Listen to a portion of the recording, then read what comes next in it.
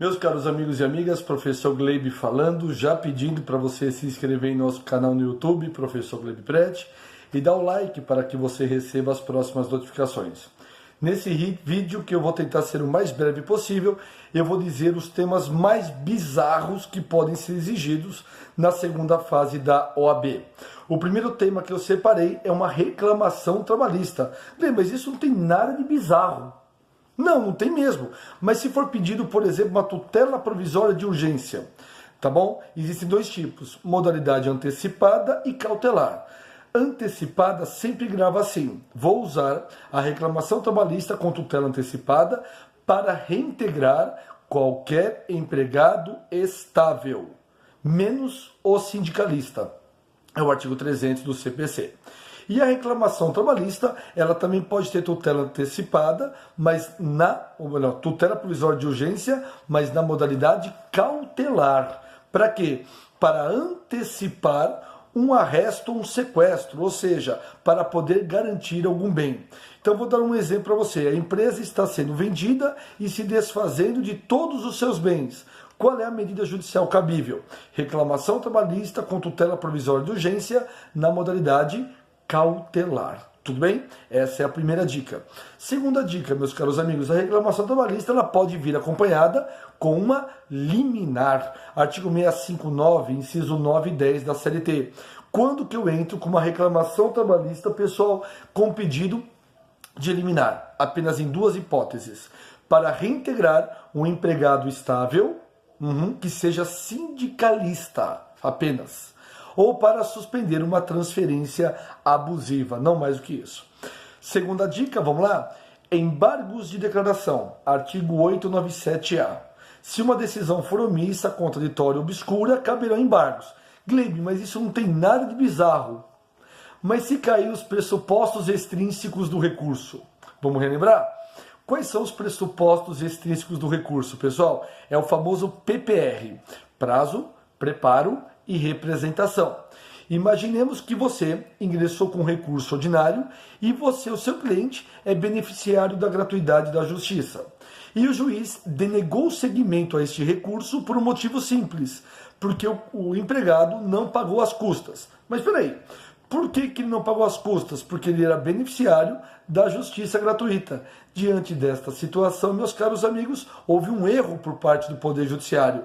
É onde cabem os embargos de declaração, apenas que esse erro seja resolvido e, consequentemente, o processamento do recurso ordinário. Tá bom? A terceira dica que eu peço para você aqui, imaginemos que foi feita uma greve geral e foi instaurado um dissídio coletivo. Artigo 856. E foi proferida uma sentença normativa que decidiu, por exemplo, o retorno imediato desses funcionários. Se, porventura, eles não respeitarem este aviso, se eles não respeitarem esta ordem, caberá ação de cumprimento, artigo 872. Então, a sentença normativa não obedecida, como, por exemplo, pagamento de salário, retorno de funcionários ao trabalho, não cumprida, ação de cumprimento. Tá bom?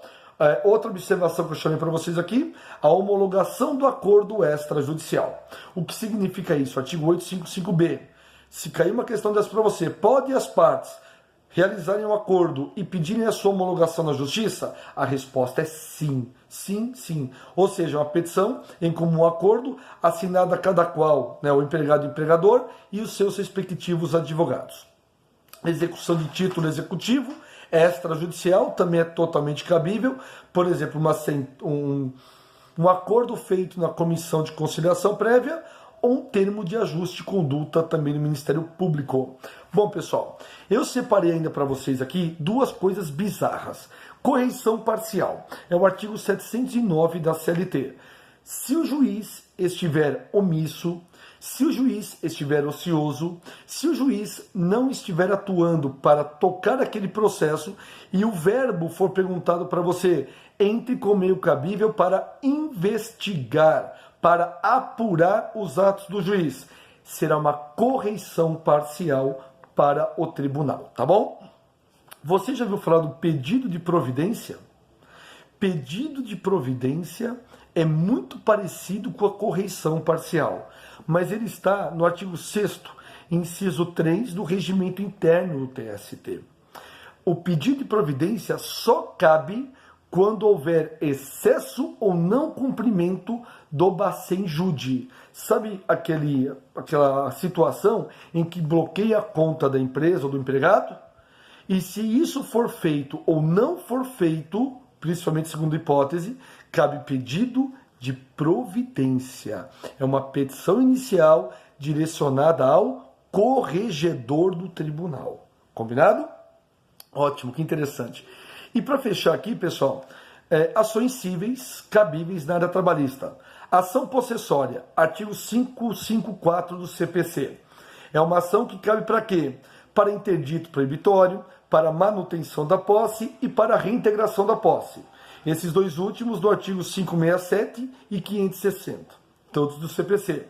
Invasão de empresa, ocupação de empresa, enfim, os empregados tomaram conta da empresa, reintegração de posse na vara do trabalho, tá bom? Ação de consignação em pagamento, artigo 539 do CPC, sempre quando o credor não quer receber, tá bom? Pode ser dinheiro, pode ser coisas também. Ação de exibição de contas, artigo 550. O objetivo aqui é quando uma pessoa deixa outra responsável pelos seus bens. Quando ela volta, se ela tiver alguma dúvida sobre o que foi gasto, pode entrar com essa ação de exibição de contas, tá bom? Tudo aqui natureza de ação, tá, gente? Embargos de terceiro, que está no 674 do CPC. O objetivo dos embargos terceiro é excluir o terceiro de qualquer execução, um ex-sócio, um ex-cônjuge ou homônimo. E ação monitória, né, gente? Artigo 700 do CPC. Qual que é o objetivo da ação monitória? Um título executivo que perdeu a sua força executiva. Como, por exemplo, um contrato que não é assinado por testemunhas. Cabe ação monitória. Essas são as bizarrices que podem acontecer com você na segunda fase da OAB. Vá acompanhando os vídeos, porque tem muito mais coisa para vocês. Até mais.